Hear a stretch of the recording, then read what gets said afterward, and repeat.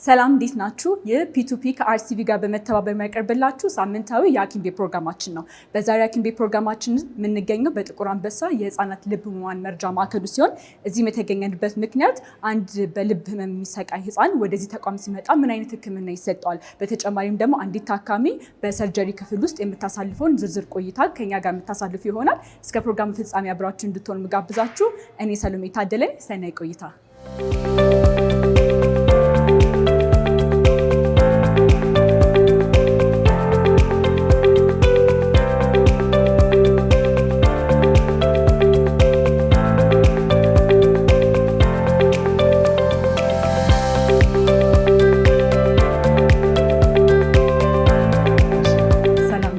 ሰላም እንዴት ነህ? አለን እግዚአብሔር ይመስገን። ዛሬ እንግዲህ ወደ እናንተ ተቋም መተናል። ከእናንተ ጋር ቆይታ ይኖረናል። ስለዚህ እድሉን ለአንተ ልስጥሽ። ዶክተር ዳዊት እሸቱ እባላለሁ። በኢትዮጵያ ህሙማን ህፃናት መርጃ የህዝብ ግንኙነት ኃላፊ ነኝ። እንኳን ደህና መጣችሁ። እንኳን ደህና ቆያችሁ። ትንሽ ስለ ማዕከሉ ብሪፍ የሆነ ነገር ለመግለጽ ያህል ማዕከሉ የዛሬ 37 ዓመት ነው የተመሰረተው። በዶክተር በላይ አበጋዝ አማካኝነት የተጀመረ ሲሆን 4 ሜን ጎሎች ይዞ ነው የተነሳ የነበረው። አንደኛው ማዕከሉን በኢትዮጵያ ውስጥ መገንባት፣ ያንንም በፈረንጆች 2009 ላይ የምትመለከቱት ማዕከል ብዙ ሰው እንደውም የሚያስታውሰን በዚያ ጊዜ ነው አንድ ብር ለአንድ ልብ ካምፔን በነበረበት እና 2009 ላይ በፈረንጆች ይሄ ማዕከል እንትን አለ። የመጀመሪያውን 20 ዓመት ከ2009 በፊት የነበሩት የመጀመሪያውን 20 ዓመት ውጭ በመላክ ብቻ ነበር የምናከመው የነበረው እና ዘውዲቱ ግቢ ውስጥ ነበር ስቴሽን የነበር ነው እና ውጭ እየላክን እንዲታከሙ ነበር። እሱ ምንድነው ቻሌንጅ የነበረው? ታካሚዎች ውጭ ሲሄዱ የፍላይት፣ የአኮሞዴሽናቸው፣ የምግባቸው፣ የመድኃኒት፣ የህክምና እዛ በቆዩበት ልክ እንትን ይሆን ነበር። ወጪው ብዙ ነው። ማዕከሉ ያስፈልገው ለዛ ነው። ከዛ አኳያ ነው። ሁለተኛው የዶክተር በላይ ቪዥን የነበረው ሪሶርሶች የሚያስፈልጉትን ሪሶርሶች ማሟላት፣ ማሽንም ባይሩ አላቂም ዕቃ እሱም ማሟላት። ሶስተኛው ሎካል የሰው ኃይል እንዲኖረው ነው። እሱም ደግሞ እስከ 2015-16 ድረስ ባለሙያዎችን ውጭ ልከን እያሰለጠንን ነበር። ውጭ ልከን ስናሰለጥን የመጀመሪያውን የኢትዮጵያ ካርዲያክ ቲም የ12 ሰው ቲም አዋቅረን አሰልጥነን አሁን መጥተው እዚህ እያገለገሉ ይገኛሉ፣ በማዕከሉ እያገለገሉ ይገኛሉ። አራተኛው ደግሞ ሰስቴናቢሊቲ ነው። ሰስቴናቢሊቲ ማለት ይሄ አገልግሎት ነፃ አገልግሎት ነው። እዚህ የምትመለከቱት ማንኛውም ሰርቪስ 100% ፍሪ ሰርቪስ ነው እየሰጠን ያለ ነው። ያ ፍሪ ሰርቪስ እሱን ግን ፈንድ የሚያደርገው የሆነ ገንዘብ እንትን የሚለው የሚደግፈው ነገር እንዲኖረው እንትን ያደርግ ነው። አሁንም በእርዳታ ነው የምንሰራው፣ በተለያዩ ድጋፎች ከህዝብም ከተቋማትም ከምናገኘው ግን ራሳችንን ከመቻል ማንኳያ በተለያዩ ስራዎች ላይ ኢንቮልቭ እያደረግን እንገኛለን። በእነዚህ ዓላማ ነው እንትን ያለው። አሁን ዛሬ የሚኖረን ጉብኝት አንድ ታካሚ ሲመጣ የሚኖረው እንቅስቃሴ ማለት ከመጀመሪያ ቀን ጀምሮ እስከ ሰርጀሪው፣ ከሰርጀሪ በኋላ ያለውን ጉዞ ነው የምናየው የሚሆነው። እዚህ የምትመለከቱት የካርድ ክፍላችን ነው። ታካሚዎች በፊት ማዕከሉ ሲከፈት ማንም ሰው መጥቶ እንዲታይ ነበረ። አሁን ግን በሪፈራል ብቻ ነው እናስተናግደው። ከየትም ቦታ ይሁን ከግልም ከመንግስትም ይምጡ እንቀበላለን፣ ግን በሪፈራል ብቻ ነው የምንቀበለው። ያ የሆነበት ምክንያት ነፃ አገልግሎት ነን። ነፃ አገልግሎት ደግሞ ኤክስፔንሲቭ ነው። ነፃ ሲባል ለታካሚ ነው እንጂ ለማዕከሉ አይደለም። ነፃ ሰው ወጪዎች አሉ። ያለችንን ሪሶርስ ለሚያስፈልገው ሰው መድረስ እንድንችል እና በተገቢ ሁኔታ እንትን ለማለት ነው። በአጠቃላይ 24,000 ታካሚዎች ተመዝግበው ይገኛሉ በማዕከሉ። እነዚህ ግን ማለት ሁሉም ሰርጀሪ የሚፈልጉ አይደለም። የተሰራላቸውም አሉ፣ በመድኃኒት ብቻ ክትትል ላይ ያሉ፣ ወረፋ ደግሞ የሚጠብቁ አሉ። 24,000 እስካሁን 9,000 ታካሚ አክመናል። በ37 ዓመት 9,000 ሲባል ትንሽ ሊመስል ይችላል። አይ ጥሩ ቁጥር ነው፣ ትልቅ ነው። ምንድነው ሌላው ደግሞ ብዙ የሚያደርገው $70 ሚሊዮን ወርዝ የሚያደርግ እንትን ነው የተሰጠ ነው። ይሄ አንዱ ህክምናው ዲፊካልት የሚያደርግበትና ወረፋውንም የሚያረዝምበት ምክንያት ኤክስፔንሲቭ ነው አገልግሎቱ። ሚኒመም ከ300,000 ብር ጀምረሽ እስከ 2.5 ምናምን ድረስ ያስኬዳል እና በጣም ውድ ወጪ የምታወጭበት አገልግሎት ነው። በዛ ምክንያት ወረፋውም እንትን ነው እና 9,000 አክመናል። አሁን ላይ እንደገና ሪቫይዝ እያደረግን ነው ዌቲንግ ሊስታችንን ምን ያህል ሰው አለ። ምክንያቱም መሰለሽ በጣም ትልቁ ቻሌንጅ ወረፋ እየጠበቁ ህይወታቸው የሚያልፉ ልጆች አሉ። ከመታከም ከሚችሉበት ሁኔታ በላይ የሚሆኑብን ልጆች አሉ። ራፍሊ እስከ 8000 የሚደርሱ ህፃናት አሉ ብለን እንገምታለን። ግን አሁን ሪቫይዝ እያደረግ ነው ያለንበት። በምን ያህል ጊዜ ነው አንድ ታካሚ ከተመዘገበ በኋላ ወረፋው ደርሶት ሰርጀሪ ማድረግ? አቨሬጅ 4 ዓመት ነው ወረፋ የሚጠብቀው። ይሄ ግን ስልሽ አቨሬጅ ነው። ያው ሁለት አይነት በሽታዎች ናቸው። አንደኛው ይሄ ኮንጀኒታል የምንለው ነው። ኮንጀኒታል ማለት በተፈጥሮ የሚመጣ ከእርግዝና ጋር ተያይዞ እንትን የሚል ችግሮች፣ የልብ ግድግዳ ክፍተት ሊሆን ይችላል፣ የደም ቧንቧዎች መጥበብ ሊሆን ይችላል። የተለያዩ ችግሮች ናቸው እነዚህ ኮንጀኒታል የምንላቸው። ከዛ ደግሞ ሮማቶይድ ሃርት ዲዚዝ የምንለዋለን። ሮማቶይድ ሃርት ዲዚዝ ደግሞ ይሄ ከቶንስላይተሶች ጋር፣ ከጉንፋን ጋር፣ ከኢንፌክሽን ጋር ኢንፌክሽን ተደጋጋሚ ሲከሰት ሄዶ ቫልቭን ዳሜጅ ያደርገዋል፣ የልብ በሩን ዳሜጅ ያደርገዋል እና እንቅስቃሴውን ያበላሸዋል። እንትን ይላል ሪፕሌስመንት ድረስ የሚያስፈልግበት ሁኔታ ይሆናል። ትልቁ ወረፋችን የሮማቶይድ ሃርት ዲዚዝ ነው።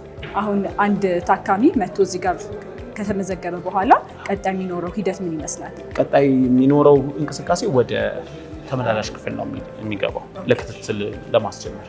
እዛ ሲገባ ክብደታቸው፣ ቁመታቸው ምናምን ቼክ ይደረጋል። የሚደረግበት ምክንያት የእድሜያቸው እኩዮች ጋር ያላቸው እድገት እንዴት ነው፣ በሽታ ውስጥ ምን ያህል ጉዳት አድርሷል የሚለውን ነገር ለማለት ነው። ብዙ ጊዜ ልጆቹ ቁመታቸው አጭር ይሆናል፣ ክብደታቸው ከኖርማሉ ባነሰ ይሆናል እና እንትን ነው።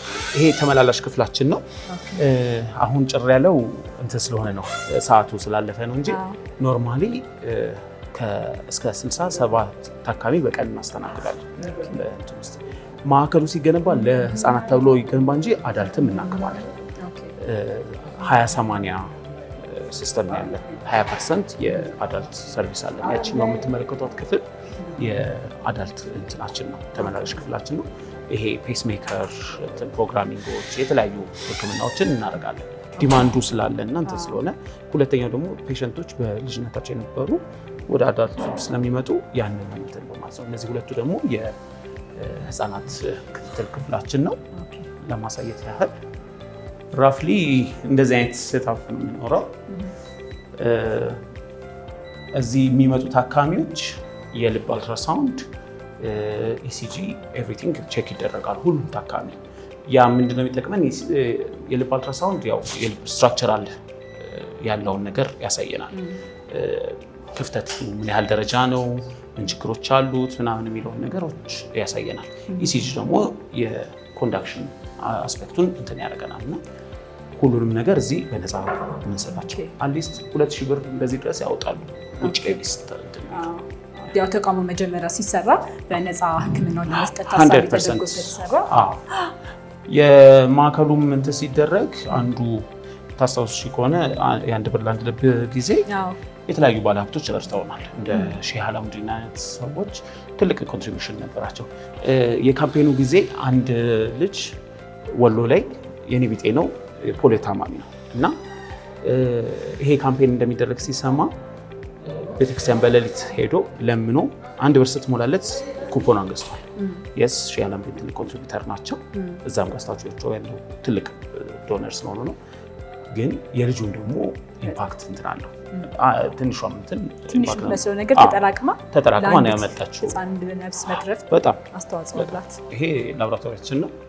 የተወሰኑ ቤዝላይን ኢንቨስቲጌሽኖችን ነው የምናደርገው። ብዙ እንትን ለማድረግ አስቸጋሪ ነው።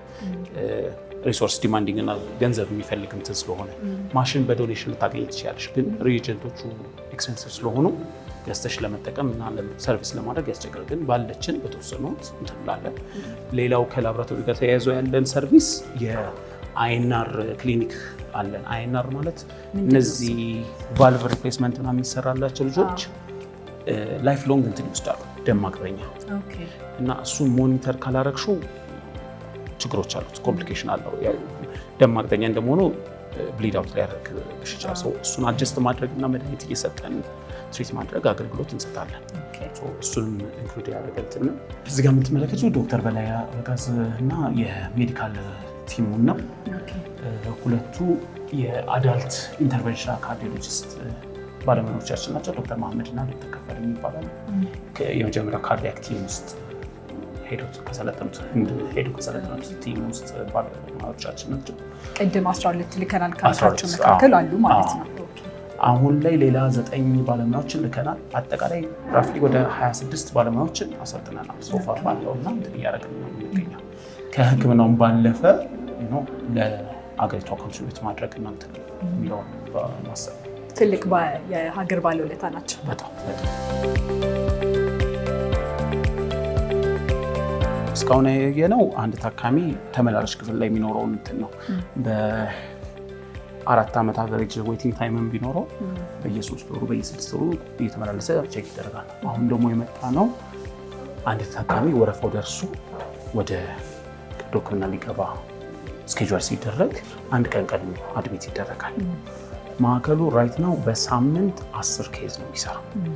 ይሄ ማለት በአመት ከ500 እስከ 700 ኬዝስ እናደርጋለን። ጥሩ ነው፣ ግን በሙሉ አቅማችን አይደለም። እሱ የሚያሳዝነው እሱ ነው።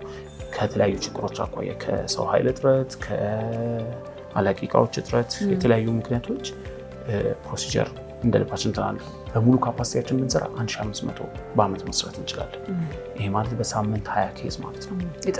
እጥፉን ማለት ነው። ቅድም ከጠቀስኩልሽ ነገሮች አንዱ አዲስ ታካሚ በአመት 1300 እንቀበላለን። ኢማጂን 700 ሰርተሽ 1300 ሲሆን 600 ወደ ዌቲንግ ሊስት ነው የሚገባው ራፍሊ።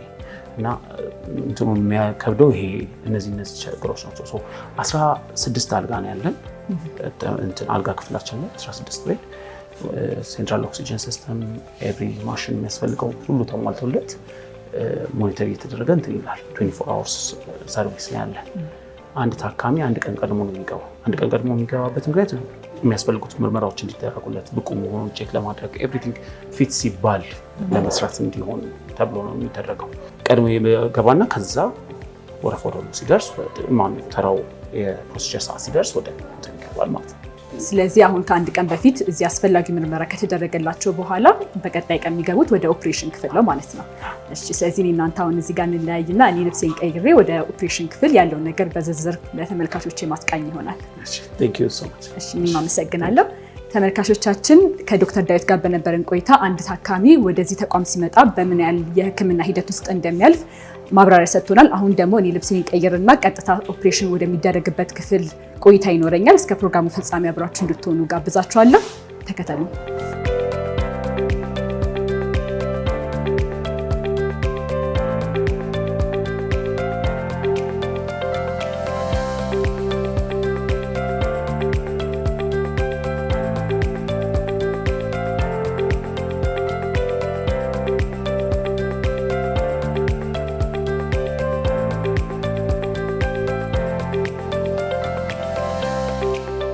የ4 ዓመት በሽተኛ ነው። ዛሬ ኦፕሬት እያደረገን ያለ ነው። ዶክተር ፍጹም ሰርጀሪ እየሰራ ነው። እኔ ዶክተር ያየራል አሲስታንቱ ነኝ። ብዙ ጊዜ ህፃናት ላይ የሚታይ ነው። የልብ ህመሙ በአጠቃላይ 4 አይነት ችግሮች ነው ያሉበት። በእንግሊዝኛው ቴትራሎጂ ኦፍ ፋሎ ይባላል።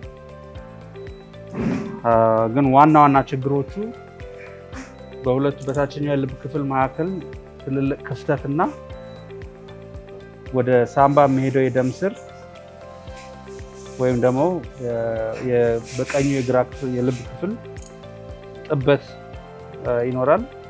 በእነዚህ ሁለት ምክንያቶች እነዚህ ህፃናቶች ሲወለዱ ጀምሮ ከንፈራቸው ሰማያዊ ወይም መጥቆር፣ ቶሎ መድከም፣ ኪሎ በደንብ አለመጨመር፣ እንደዚህ የተለያዩ አይነት ምልክቶች ያሳያሉ። በጊዜ ማይታከም ከሆነ የተለያዩ ችግሮች ያመጣል። ከሚያመጣቸው ምልክቶች ችግሮች አንዱ ወደ ጭንቅላት ውስጥ ኢንፌክሽን የማምጣት ብሬን አብሰስ የሚባለውን፣ የተለያየ ጊዜ ወደ ሳምባ የሚሄደው ደም በአጭር በፍጥነት በመቀነስ ራሳቸውን የመሳት ሄት ስፔል የሚባለውን፣ በተለያዩ ችግሮች ህይወታቸውን ሊያጡ ይችላሉ። ሪኮመንድ የሚደረገው እድሜያቸው 6 ወር ወይም 1 ዓመት አካባቢ ሰርጀሪ እንዲሰራ ነው። እንደምታዩት የ4 ዓመት ልጅ ናት።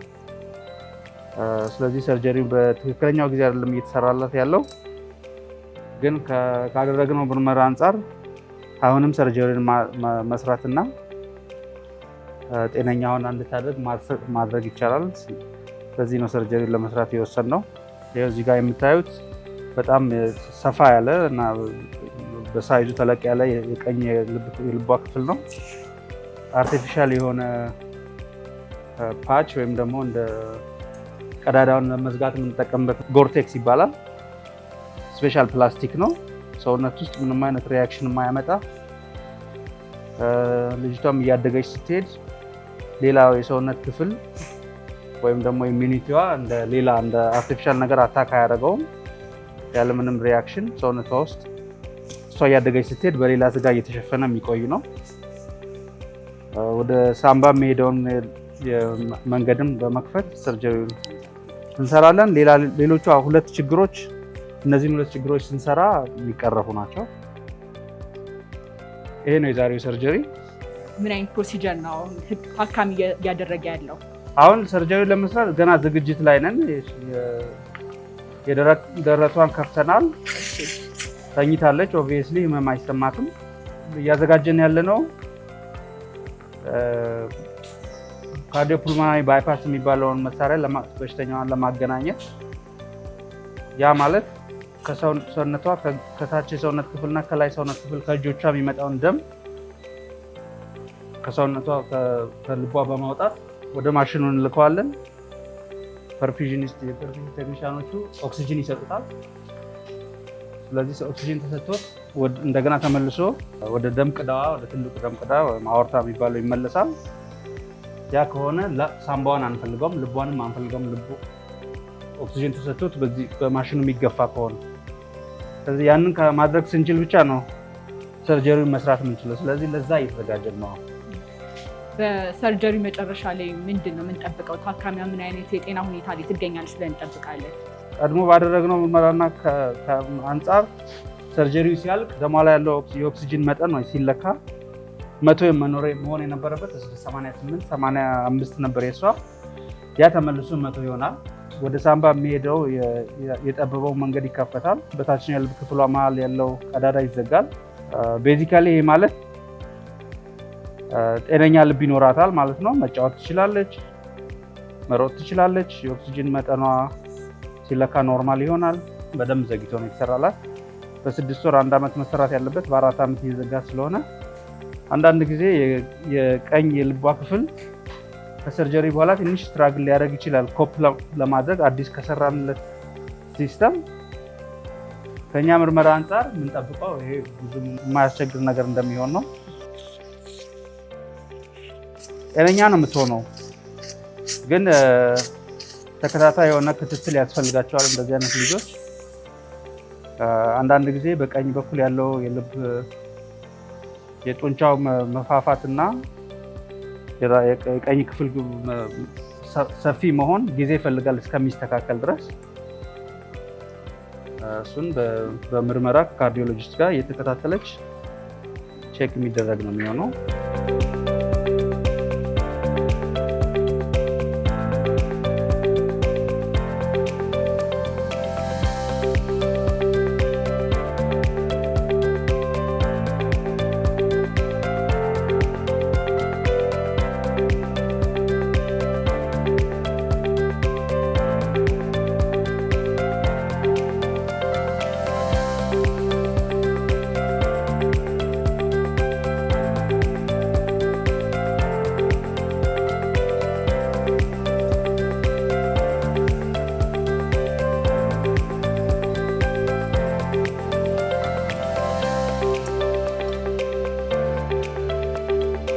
ምን ያህል ፐርሰንት ሰክሰስፉል ነው?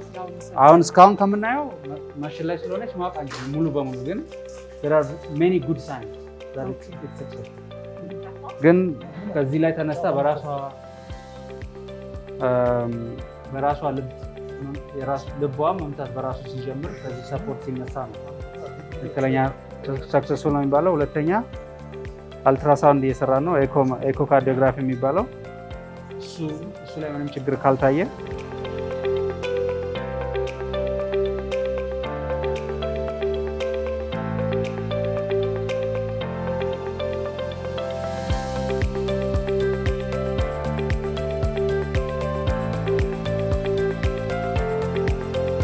So this is a cardiologist.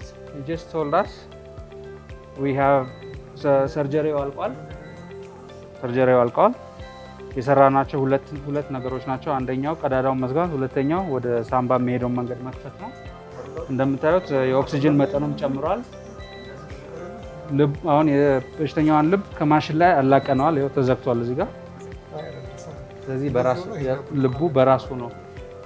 ማንኛውም ሰርጀሪ ከተሰራ በኋላ እንደዚህ ኦፕን ሃርት ሲሆን መድኃኒቶች የምንሰጣቸው አሉ ትንሽ ለማገዝ።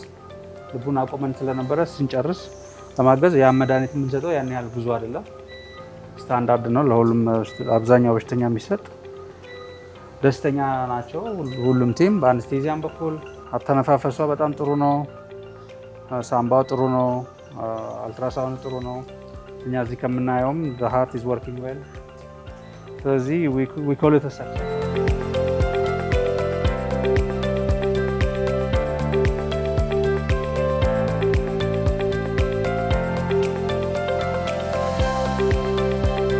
ተመልካቾቻችን ለማሳየት እንደሞከርነው ታካሚዋ ከረጅም ሰዓታት ሰርጀሪ በኋላ ሕክምናን የጨረሰች ሲሆን በዚህ ሂደት ውስጥ ደግሞ እያንዳንዱ የነበረውን የሕክምና ፕሮሲጀር ከሕክምና ባለሙያዎች አንደበት የሰማነውን ይመስል ነበረ። ከሰርጀሪም ካለቀ በኋላ ሰክሰሱ 100% በሚባል ደረጃ ሕክምናዋን ጨርሳለች። በቀጣዮች ታካሚ አይሲዩ ውስጥ ገብታ አስፈላጊ ክትትል የምታገኝ ይሆናል። አሁን ከኛ ጋር እንድትቆዩ እንጋብዛችኋለን።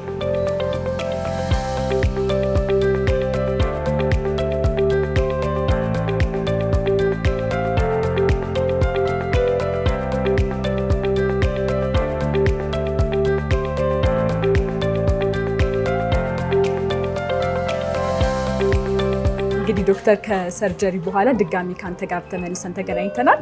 እዛ በጣም የሚገርም የህክምና እውቀት ነው ያየነው እና ታካሚ የሚያልፍበትን እያንዳንዱ ፕሮሲጀር እኛም ተመልካቾቻችንን ለማሳየት ሞክረናል። አሁን ደግሞ ከፕሮሲጀር ከኦፕሬሽን ክፍል በኋላ ወደ አይሲዩ ይገባሉ አይደለ? እና ይሄ ክፍል ምንድን ነው?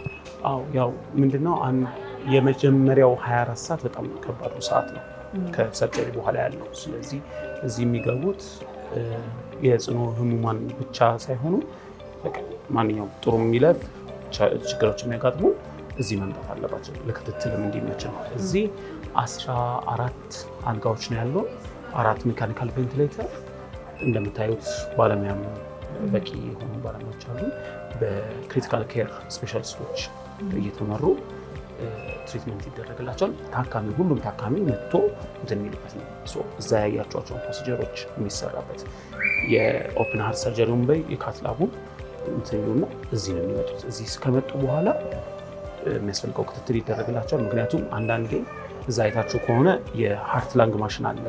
እዛ ማሽን ላይ ሲደረግ ብረት ነው ደም ሰርኩሌት የሚያደርገው ሰው ያቺ ደም አሲዲክ ከሆነ ነው እንትን የሚለው እሱም ባላንስ ማድረግ ስራ ዋቴቨር ትሪትመንቶች የሚደረጉት እዚህ እንዲነቁ ሪካቨር እንዲያደርጉ የሚደረግበት ነው። እዚህ 1 ቀን 2 ቀን ይቆዩና ወደ ቤት ይሄዳሉ። ማክሲመም ጥሩ ነገሩ የዚህ እንትን ዋንስ ትሪትመንታቸው ጥሩ ካለፈ ከ3 ቀን በላይ አይቆዩ። ሆስፒታል ውስጥ ሪካቨር አድርገው ወደ ቤታቸው ይሄዳሉ። ወደ ክትትል ነው የሚመጡት። እንደምትመለከቱት ያለው አክቲቪቲ ከሞላ ጎደል የአንድ ታካሚ እንቅስቃሴ ይሄን ይመስላል። በጣም እናመሰግናለን ዶክተር ለነበረን ቆይታ። ብዙ አይተንበታል፣ ብዙም ተመረንበታል። ከልብ አድርገን እናመሰግናለን።